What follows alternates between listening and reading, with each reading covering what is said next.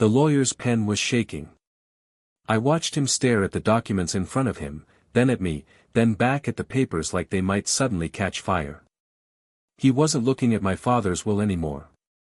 No, he was looking at something else entirely, something that made his face go from professional neutral to absolutely horrified in about 3 seconds flat. "Mr. Chen," he said, and his voice cracked on my name. "Before we proceed with signing anything, I need to show you something. Privately. Right now." He stood up so fast his chair rolled backward and hit the wall. My fiancée Sarah reached for my hand, concerned. The lawyer looked at her, then at me, and said words that made my blood run cold. "Alone, please. What I'm about to tell you concerns her directly, and you need to see this before she knows that you know. Let me back up, because you need to understand how I ended up in that conference room, 28 years old, about to sign papers for an inheritance that would change my life, while learning that the woman I planned to marry had been systematically destroying me for 2 years. My name is Marcus Chen. I'm a high school history teacher in Portland, Oregon. I make $52,000 a year. I drive a 2012 Honda Civic with a cracked windshield I keep meaning to fix.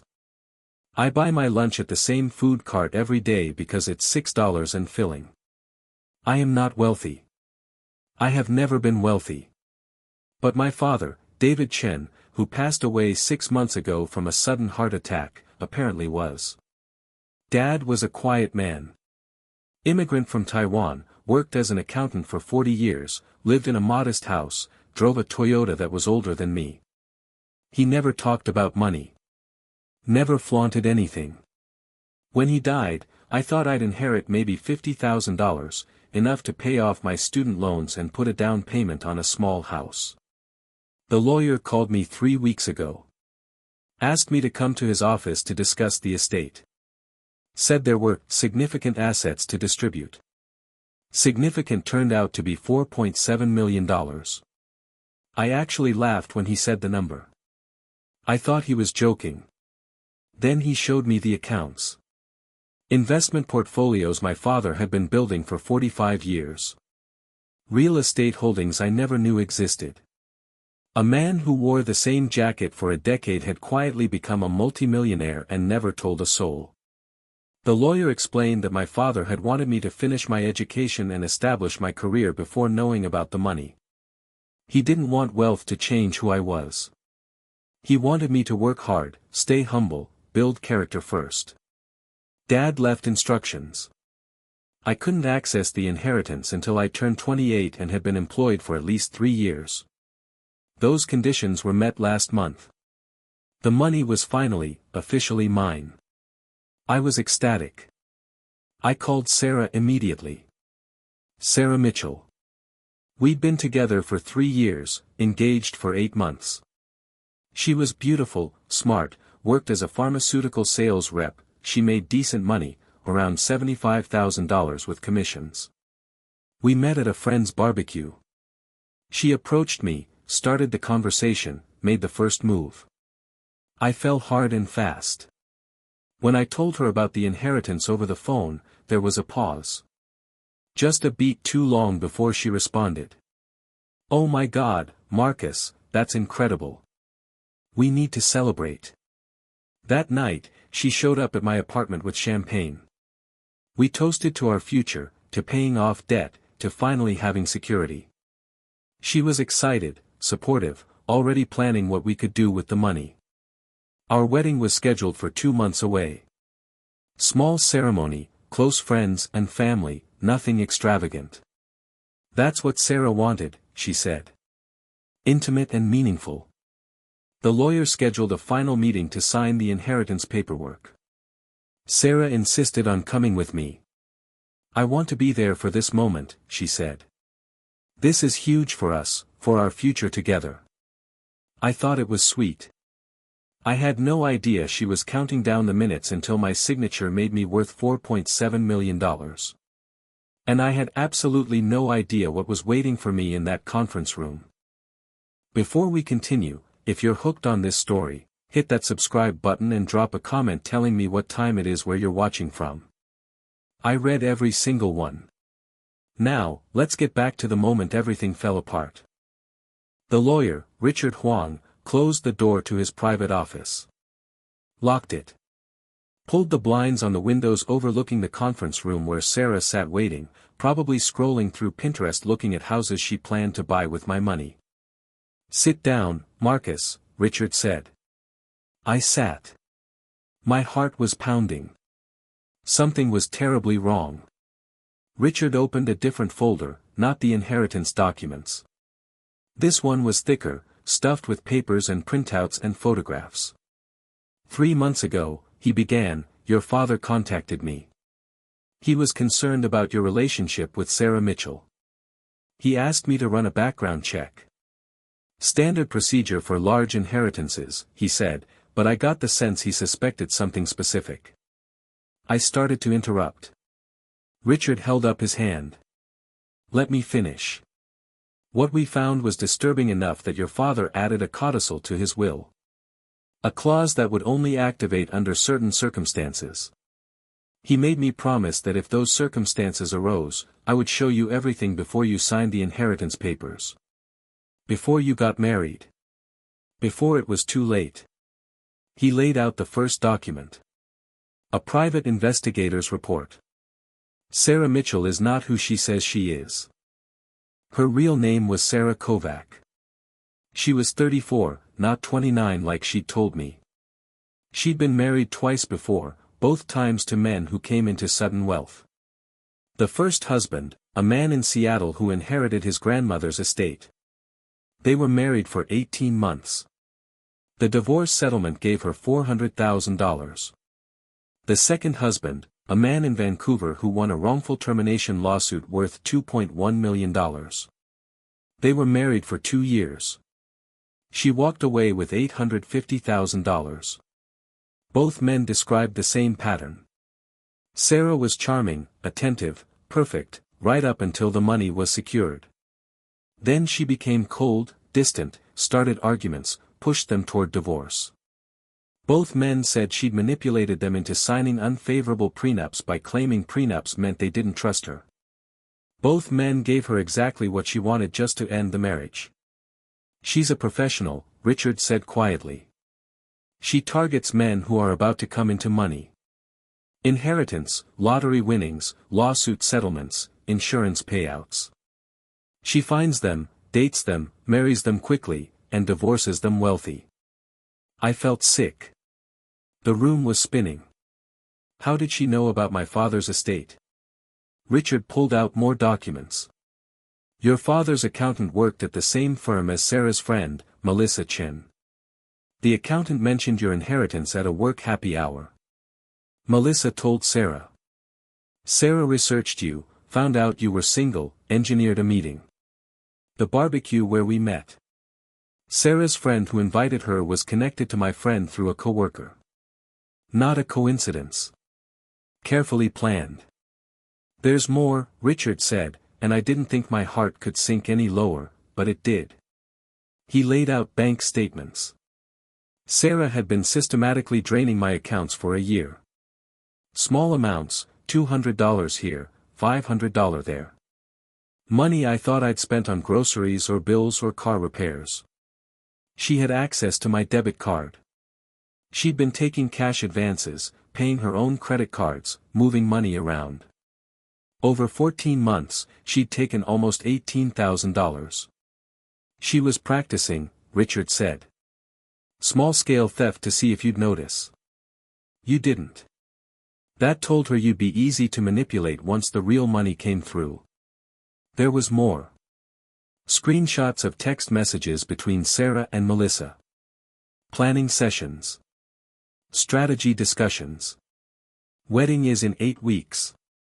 After the inheritance clears, I'll give it 6 months, then start the exit strategy.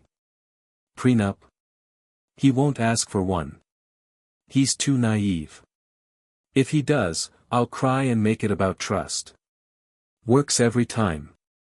What's the target? At least 1.5 million. I'll settle for 1.2 if I have to. They were discussing me like I was a business transaction.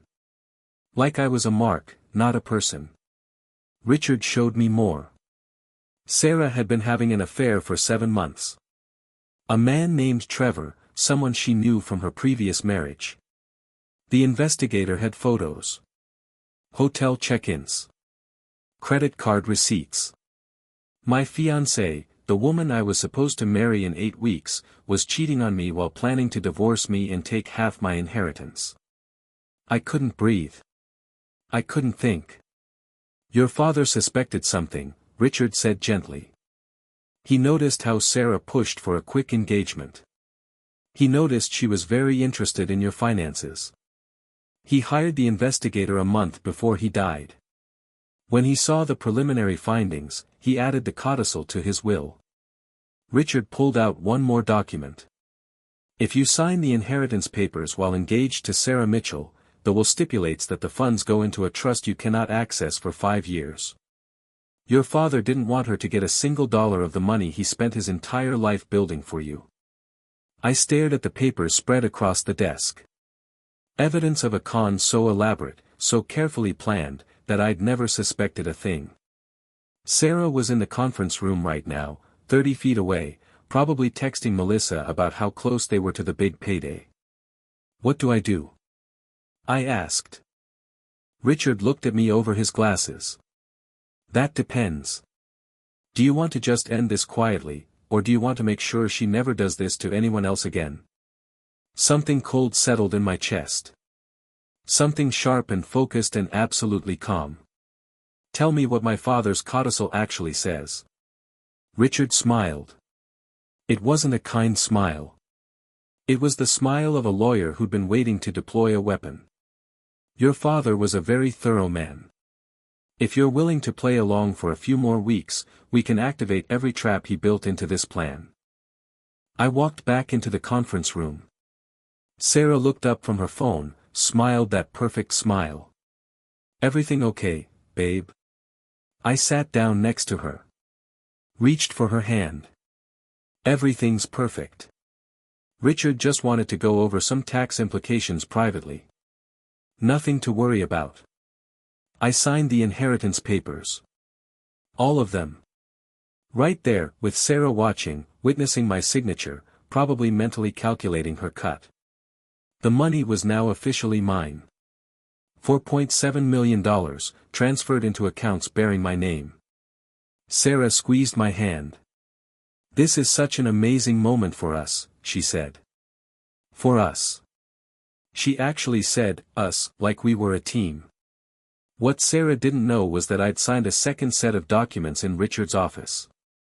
Papers that transferred the entire inheritance into an irrevocable trust with specific conditions. Papers that activated my late father's final gift to me, protection from predators. Over the next 2 weeks, I played the role of my life.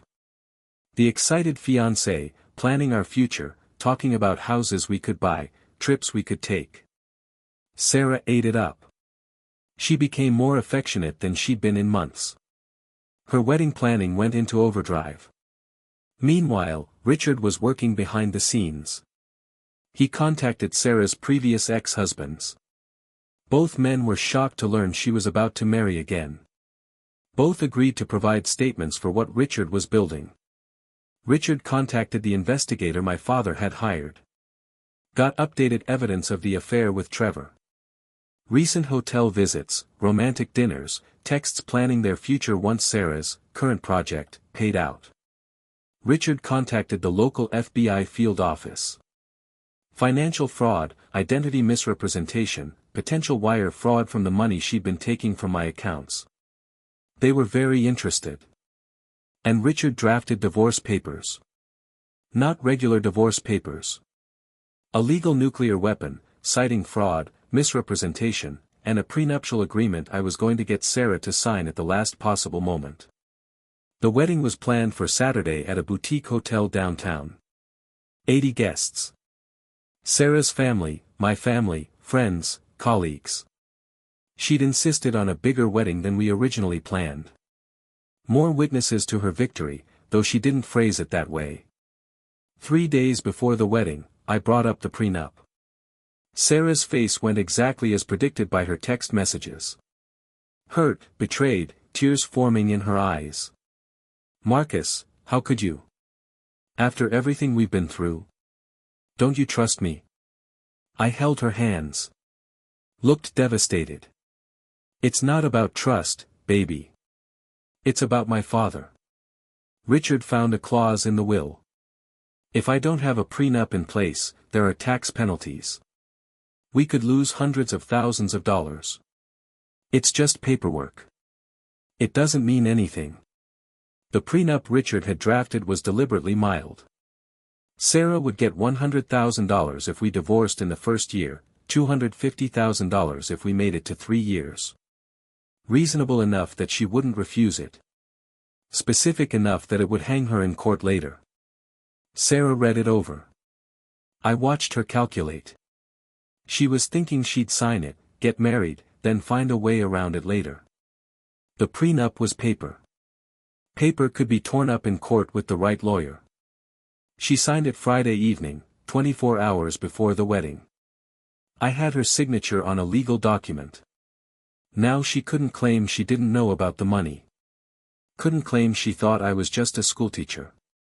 She'd acknowledged in writing that she knew exactly how much I was worth. Saturday morning. Wedding day. I got dressed in my rented tux. Stood in the groom's suite with my best man, who knew everything and was barely holding back laughter. "You sure about this?" he asked. "My father planned this before he died. I'm just following his playbook."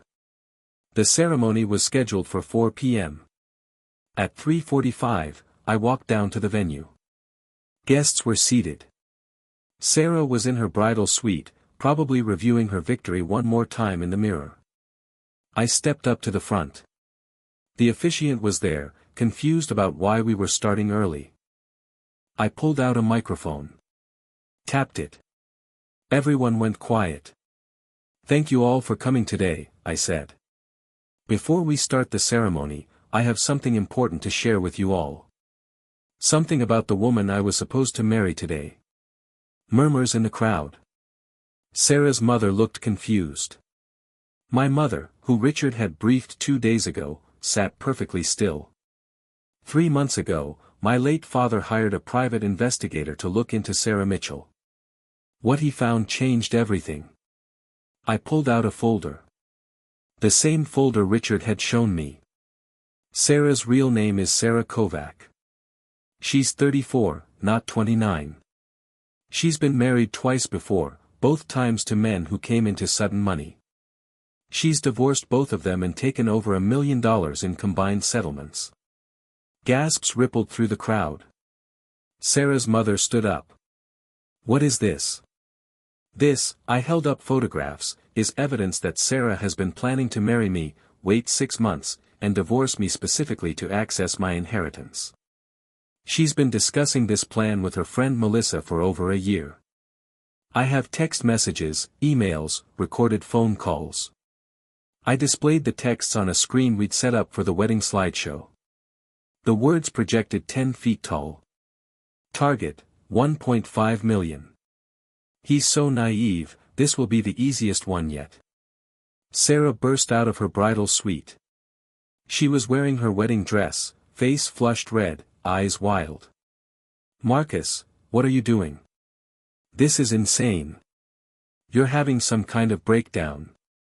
I'm also here to address the fact that Sarah has been having an affair for 7 months with a man named Trevor Boswell." More photos. Hotel entrances. Restaurant tables. Kissing in a parking lot. Sarah's face went white. "And finally," I said, keeping my voice calm, "Sarah has stolen $18,000 from my bank accounts over the past 14 months. Small amounts, carefully hidden, testing to see if I would notice." I held up bank statements with her transactions highlighted. "The FBI is currently investigating. She'll face charges for fraud and theft. The prenup she signed yesterday acknowledges she knew about my inheritance, which means she can't claim she married me in good faith. And thanks to my father's foresight, she won't see a single dollar of the money she tried so hard to steal." 2 federal agents stepped into the venue from the back doors. Sarah saw them and actually tried to run. In a wedding dress. In heels. She made it about 10 feet before her maid of honor, who was just as shocked as everyone else, caught her arm. "Sarah Kovac," the agent said, "you're under investigation for wire fraud, identity fraud, and theft. We need you to come with us for questioning." They didn't handcuff her there. Too public, too dramatic. But they escorted her out in her wedding dress while 80 people watched in absolute silence. Trevor, her affair partner, had been invited to the wedding. He was sitting in the back, completely unaware that he was about to be implicated as an accomplice. The agents grabbed him too. Sarah's mother was screaming. Her father sat with his head in his hands. My mother walked up to the front and hugged me. "Your father would be so proud," she whispered. The wedding was obviously cancelled. We turned the reception into a wake for my father instead. Told stories, raised glasses, celebrated the man who'd protected me even after death. Sarah was charged with multiple counts of fraud. The evidence was overwhelming. Her previous ex-husbands provided statements. Melissa, her accomplice, turned on her immediately to avoid charges herself. The prenup held up in court. Sarah had signed it acknowledging my inheritance. That destroyed any claim that she'd married me unaware of my finances. She was sentenced to 4 years. Wire fraud, theft, conspiracy. Her face was all over the news. Serial bride scammer caught on wedding day. The story went viral. Local news, national coverage, even international outlets picked it up. The $18,000 she stole from me. Recovered and returned. Plus she owed restitution. Plus she now had a felony record that made it impossible to ever run this scam again. My father's trust distributed the inheritance after Sarah was convicted. Every dollar, protected. Every trap, sprung exactly as he'd planned. 6 months after the wedding that never was, I stood in my father's house, the modest home where he'd lived his whole adult life. I was cleaning it out, preparing to sell it. I found a letter in his desk drawer. Addressed to me, dated 2 weeks before his heart attack. Marcus. If you're reading this, it means Richard showed you everything. It means the woman you loved turned out to be exactly what I feared. I'm sorry I couldn't tell you directly.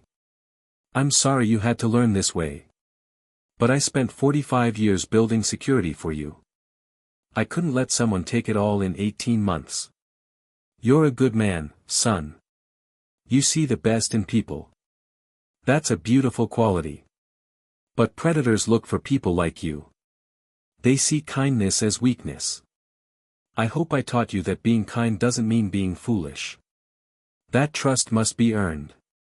That the people who truly love you will never ask you to prove it with money. The inheritance isn't about the money itself. It's about giving you choices, freedom, security. Don't let anyone take that from you. I love you. I'm proud of you. And I'm sorry I won't be there to see the life you build with someone who actually deserves you. Dad. I sat on the floor of his study and cried. Not for Sarah. Not for the wedding that didn't happen. For my father, who'd spent his final months protecting me from a threat I didn't even know existed.